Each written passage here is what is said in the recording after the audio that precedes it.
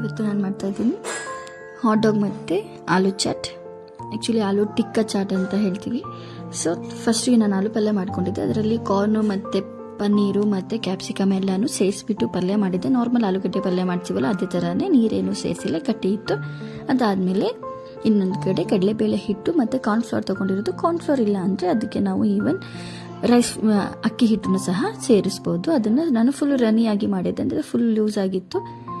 ಅದಾದಮೇಲೆ ಅದಕ್ಕೆ ಉಪ್ಪು ಎಲ್ಲ ಏನೂ ಸೇರಿಸೋದು ಬೇಡ, ಯಾಕಂದರೆ ಆಲ್ರೆಡಿ ಪಲ್ಯ ಅಲ್ಲಿ ಎಲ್ಲ ಇರುತ್ತಲ್ಲ, ಸೊ ಸೇರಿಸಿಲ್ಲ. ಅದಾದಮೇಲೆ ನಾನು ಆಲೂಗಡ್ಡೆದೆಲ್ಲ ಟಿಕ್ಕಿ ಥರ ಅಂದರೆ ರೌಂಡ್ ಶೇಪಲ್ಲಿ ಮಾಡಿಬಿಟ್ಟು ಅದನ್ನು ಏನು ನಾವು ಹಿಟ್ಟು ಕಲಸಿಟ್ಟಿದ್ವಲ್ಲ ಕಡಲೆಬೇಳೆ ಹಿಟ್ಟು ಮತ್ತು ಕಾರ್ನ್ಫ್ಲವರ್ ಅದರಲ್ಲಿ ಸೇರಿಸ್ಬಿಟ್ಟು ಜಸ್ಟ್ ಡಿಪ್ ಮಾಡಿಬಿಟ್ಟು ಅದನ್ನು ನಾನು ಒಂದು ಪ್ಯಾನಲ್ಲಿ ಹಾಕಿ ಎರಡು ಕಡೆಯಿಂದ ಚೆನ್ನಾಗಿ ಬ್ರೌನ್ ಕಲರ್ ಆಗೋ ಗಂಟ ಸುಟ್ಕೊಂಡಿರೋದು.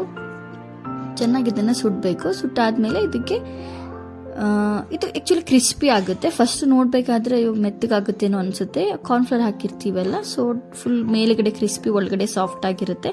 ತಿನ್ನೋದಕ್ಕೆ ತುಂಬ ಟೇಸ್ಟಿನೂ ಆಗಿರುತ್ತೆ. ಈ ಥರ ಕಲರ್ ಬರಬೇಕು. ಇದಕ್ಕೆ ಕಲರ್ ಬರೋ ಗಂಟ ಚೆನ್ನಾಗಿ ಇದನ್ನು ಹುರ್ಕೋಬೇಕು.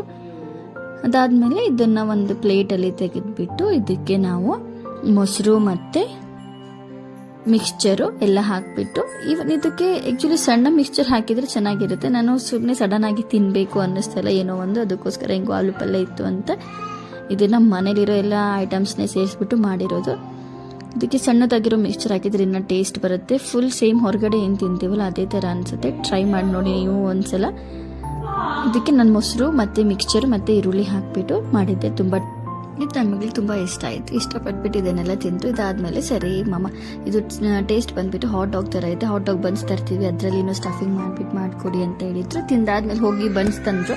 ಅದಕ್ಕೆ ನಾನು ಹಾಟ್ ಡಾಗ್ ಬನ್ಸಲ್ಲಿ ಯಾವ ಥರ ಸ್ಟಫಿಂಗ್ ಮಾಡ್ತಾರಲ್ಲ ಅದೇ ಥರನೇ ನಾನು ಇದನ್ನು ರೌಂಡಾಗಿ ಮಾಡಿರೋದು. ಇದನ್ನು ನಾನು ಸಿಲಿಂಡರ್ ಶೇಪಲ್ಲಿ ಮಾಡಿಬಿಟ್ಟು ಫಸ್ಟು ಹಂಚು ಮೇಲೆ ಸುಟ್ಬಿಟ್ಟು ಅದಾದಮೇಲೆ ಬನ್ಸಲ್ಲಿ ಫಿಲ್ ಮಾಡಿ ಮತ್ತು ತಿರ್ಗಿ ಅದ್ರ ಮೇಲೆ ಚೀಸ್ ಎಲ್ಲ ಹಾಕಿಬಿಟ್ಟು ಇದನ್ನು ಓವನಲ್ಲಿ ಹೀಟ್ ಮಾಡೋಕ್ಕೆ ಇಟ್ಟಿದ್ದೆ.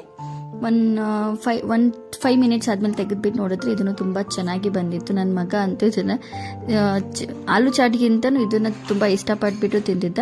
ಮಕ್ಕಳಿಗೆ ಆಲೂ ಟಿಕ್ಕಿ ಇಷ್ಟ ಆಗಿತ್ತು, ಇವನಿಗೆ ಹಾಟ್ ಡಾಗ್ ಬನ್ಸ್ ಇಷ್ಟ ಆಗಿತ್ತು. ತಿಂದ್ಬಿಟ್ಟು ಸೂಪರ್ ಅಂತ ಹೇಳ್ತಿದ್ದ. ನನಗಂತೂ ನೋಡೋಕೆ ಖುಷಿಯಾಗಿ ಅನ್ಸುತ್ತೆ, ಇದೆಲ್ಲ ಈ ಥರ ಮಾಡ್ತಾವಲ್ಲ ನೋಡೋಕ್ಕೆ. ಸೊ ಟ್ರೈ ಮಾಡಿ ನೋಡಿ. ಆಚೆಗಿಂತ ಮನೇಲಿ ಮಾಡಿ ತಿನ್ನೋದು ಬೆಟರ್ ಅನಿಸುತ್ತೆ. Thank you.